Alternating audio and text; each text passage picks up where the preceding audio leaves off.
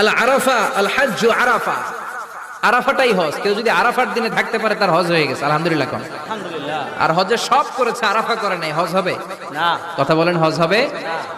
তার মানে বছরের শ্রেষ্ঠ দিন আরাফার দিন। এদিন আল্লাহ এত সংখ্যক বান্দাকে একসাথে ক্ষমার ঘোষণা দেন, বছরের কোন দিন এত মানুষকে ক্ষমা করেন না। সুবহানাল্লাহ।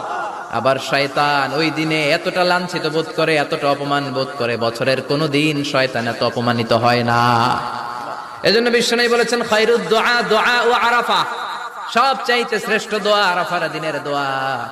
বিশ্বনবী বলেন আরাফার দিনে একটা দোয়া আমি করি, আমার আগে সব নবীরা এই দোয়াটা করতেন। দোয়াটা হলো লা ইলাহা ইল্লাল্লাহ ওয়াহদাহু লা শারীকা লাহ লাহুল মুলকু ওয়া লাহুল হামদু ওয়া হুয়া আলা কুল্লি শাইইন কাদির। সুবহানাল্লাহ পড়েন। সুবহানাল্লাহ। মুখস্থ আছে না দোয়াটা? এটা পড়বেন। বিশ্বনবী আরাফার ময়দানে এই দোয়াটা পড়তেন।